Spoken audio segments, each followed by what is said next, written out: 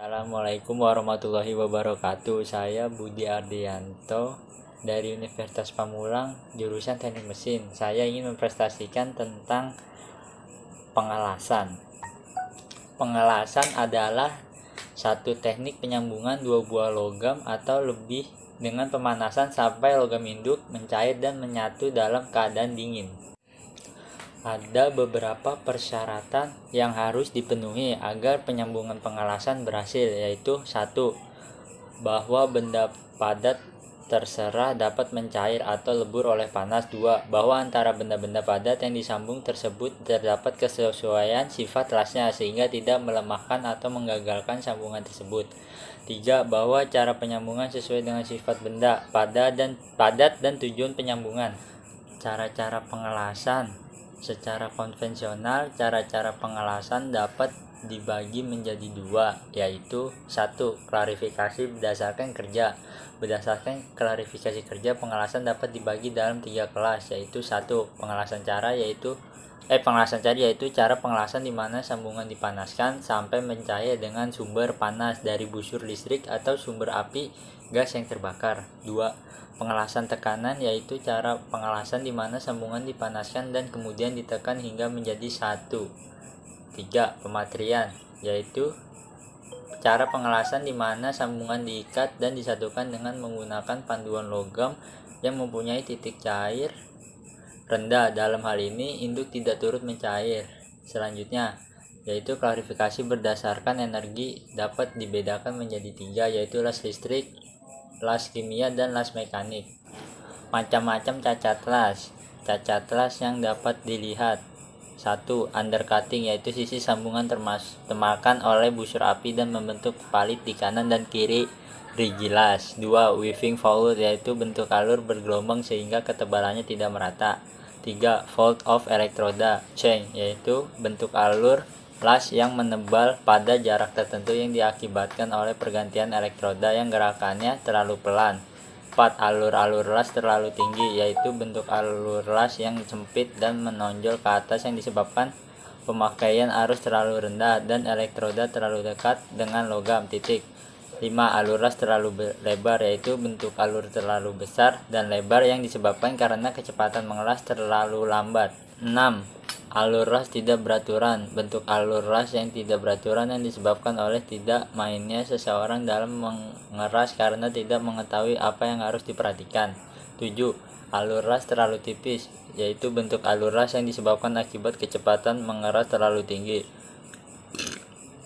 8. Dasar konkav yaitu bentuk alur las bagian bawah benda las terjadi pencengkungan yang disebabkan karena alur terlalu besar. 9.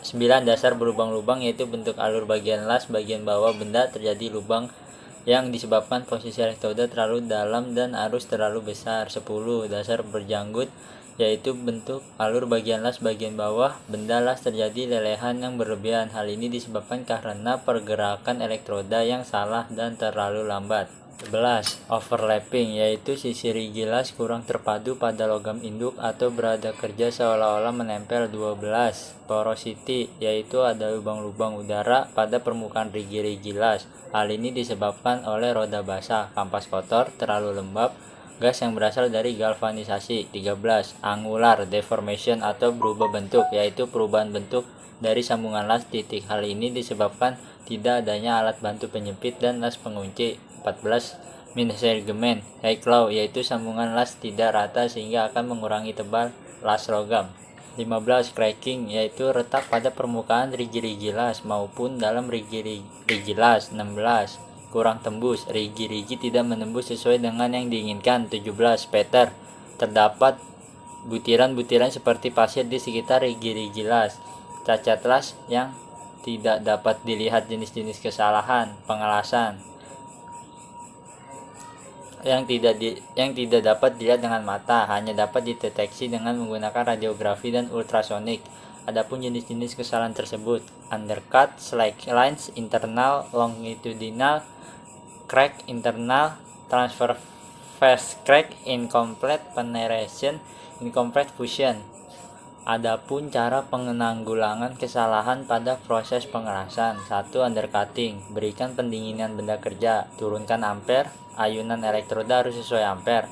Aturan kedudukan elektroda. 2. Overlapping, naikkan arus las. Jarak elektroda dengan benda kerja, sesuaikan kecepatan pengelasan. 3. Porosity, simpan elektroda di tempat yang aman. Bersihkan benda kerja. Gunakan elektroda yang sesuai, gunakan pengaman udara yang masuk. 4. Slack inclusion, pembersihan setiap habisan terak setelah proses pengelasan. 5. Angular deformation, aturan sudut alasan yang memadai sebelum pengelasan. Gunakan gojik, lakukan stress releasing setelah pengelasan. 6. Misalignment, atur jarak benda yang akan disambung, harus rata dan sejajar. Jarak kelas cantum agar disesuaikan dengan tebal plat yang akan dilas. 7. Cracking, gunakan elektroda yang sesuai titik, lakukan stress releasing setelah pengelasan. Lakukan pemanasan pendahuluan sebelum dilas. 8. Rigi-rigi penembusan terlalu tinggi, atur kecepatan pengelasan.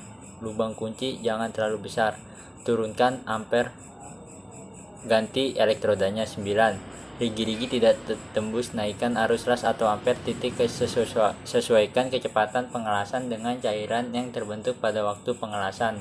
Titik, usahakan selalu terbentuk lubang kunci sepanjang rigi-rigi lapisan pengelasan. 10. Spatter, panjang busur listrik kira-kira sama dengan diameter elektroda.